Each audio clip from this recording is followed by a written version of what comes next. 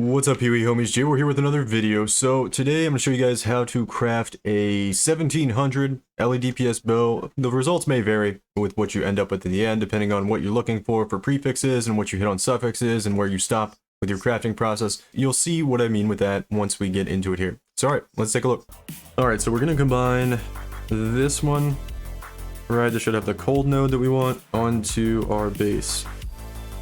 Let's see if that works. These, and then we got the base one. Okay, so we got the one we wanted on it. That's good. So we're trying to combine these two. Hopefully, we get the cold damage.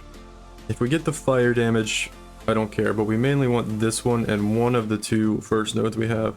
Shouldn't be too bad if we can get this to land. Okay. So that and this. Okay, so we are combining these two trees here. We've got fire damage on the first node on this one, which is fine. We also have, this is really the second node we want to stay. So we have these two allocated on the one we're going to use, and then we also have this first one allocated on this bow. The first node doesn't really matter. We're okay with either one of the first nodes, that's why we have them both allocated. If you weren't okay with the first node on one of them, you would unallocate that node. I would actually rather have this one, so that's why I have it allocated. And hopefully we get the second node to appear here on this bow. And we'll see if it does. Alright, here we go. Looks good. Destroying the top item in the process. Double damage would be good. Yeah. Haven't been too lucky on these. It's got item rarity on the tree, though. That would be really nice. Oof, rough, dude. So, we still have the cold damage. It didn't give us anything else, though. Alright, so we have our next bow attempt here.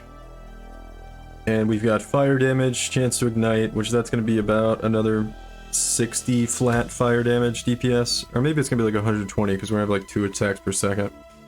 And we need to allocate this node before we combine it with the other tree. So let's go try to do that. Alright, we want to do this one, and we want to go all the way to this tree, right? Yep. Alright, we should be able to get all the way there. Yeah, for sure. Alright, so here we go. Attempt number 3. Or number 2. Do we get it? I think so. We got it. And we kept the cold. That's really good. Oh, and we got the chaining range too. What's the last node here? The chaining range is really nice, man. Before we roll this anymore is I want to put 30 quality on it, which I only have a few of these left. So let's see if we can get 30 quality. Oh, 29. Okay, we stopped there. We got 229 bows now. We're 29 bow boys. I could buy a Great Wolf, but they're expensive, and I'm just being cheap right now. Oh, that's tier 1, dude. That's tier 1. Get wrecked, doubters. Okay, guys, so something I want to go over here real quick, because we don't do this in the video, but you can just stop here with the craft. If you want to save the most money on it and just be done with the craft from here, you could stop here. So what we just did, let me hover over this, is we hit the tier 1 lightning damage when spamming fire damage essences. That wasn't perfectly clear in the video, but that's how we hit that. And then we went and ashlinged afterwards. You don't have to ashling. We ashlinged to get attack speed and crit chance, and then we slammed on a third suffix to see if we could hit anything else, because there's nothing else we could really do with it at that point anyway. So you can stop here and just be done with the bow, because the next steps get really expensive. So it's only cost, I don't know, like 3-4 divines to craft up to this point. If you want to just spend 2 more divines and be done with it, you can do that. Actually, I think it's going to be 4 more divines. 4 more divines and you can be done with it. What you do is there's 2 suffixes on the bow in the video at this point. The crit multi and the mana on kill or something like that. Not a good mod, right? So all you would do is you would prefixes cannot be changed. Go over to your bench. Craft on prefixes cannot be changed. You're going to save your 3 LE damage rolls on your prefixes. And then you're going to prefixes cannot be changed. And then you're going to scour it. You're going to use an orb of scouring. Don't worry, this does not get rid of your prefixes. You will still have the 3 prefix mods on the bow, and you will have no suffixes anymore. It will remove the prefixes cannot be changed mod, because that is technically a suffix, and the prefixes cannot be changed when you scour, but the scour does take off the suffixes and that crafted mod. So that's going to cost you 2 divines to clear your suffixes. It's not going to destroy the boat. Just make sure you have prefixes cannot be changed, and then scour. Use a scouring orb on it. And you should end up with just your 3 prefixes, your lightning damage, fire damage, and cold damage, or whatever you have crafted, or whatever you have fractured. You'll end up with those 3 anyway. So you do that, and then all you're going to do is just multi-mod up to 3 crafted mods, which is another 2 divines, and then you're done, right? And then you pick this one. The crit chance is better because strength and intelligence are usually harder to get on this build, and you get higher numbers of them. So I'd go with the crit chance. It's going to cost you an exalt to craft that on, and then do a regular attack speed roll. And that's going to be, what does that go up to on regular? It goes up to 11 to 13. So you're still going to get really good attack speed, and you'll get really good crit chance with those attributes if you do that. And then the bow's done. You don't have to do anything else. It gets a lot more expensive from here on out. If you want to just stop there, it's usually a pretty good idea to do that. So I'm wondering if we just, yeah, we gotta do this. Okay. Prefixes cannot be changed. I could have done cannot roll attack mods too, which might have been cheaper than this. Oh, we hit it. Nice, nice. All right, it's ready for Ashling now. All right, let's do the Ashling. Go to TFT.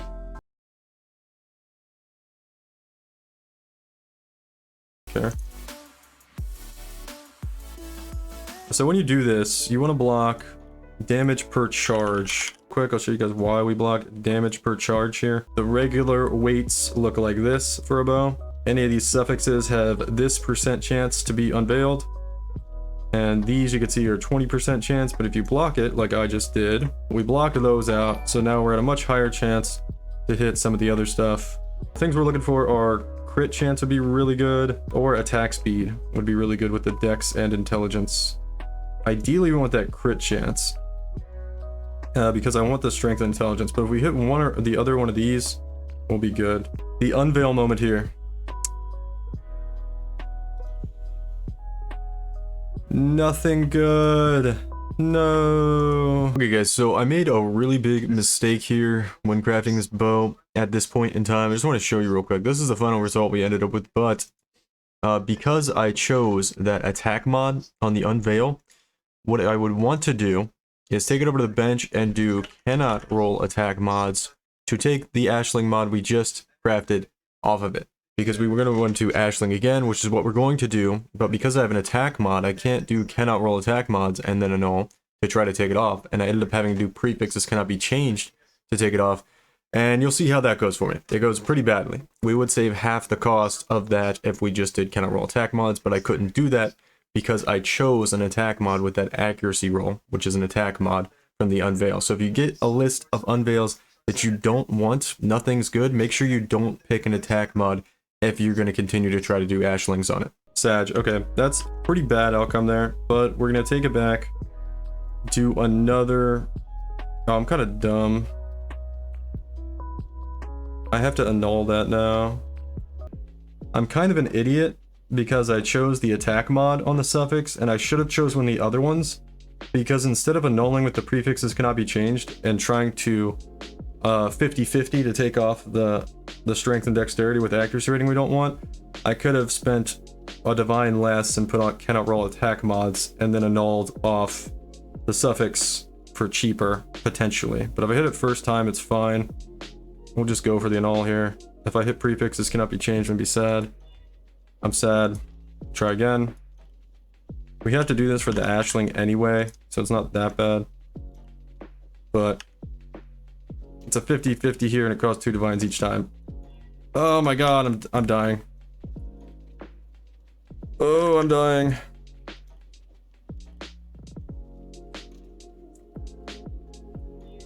Oh, wow. I'm about to run out of divines for this. I had 17 divines when we started. 4 50-50s in a row. Okay. So, don't do what I did here. Jesus. So the bow costs 8 more divines than it should have, so don't do that. If you end up with a choice in your Ashling, go ahead and pick the one that isn't an attack mod, so that when you do that to annul it off, you can do cannot roll attack mods to annul it off instead of prefixes cannot be changed.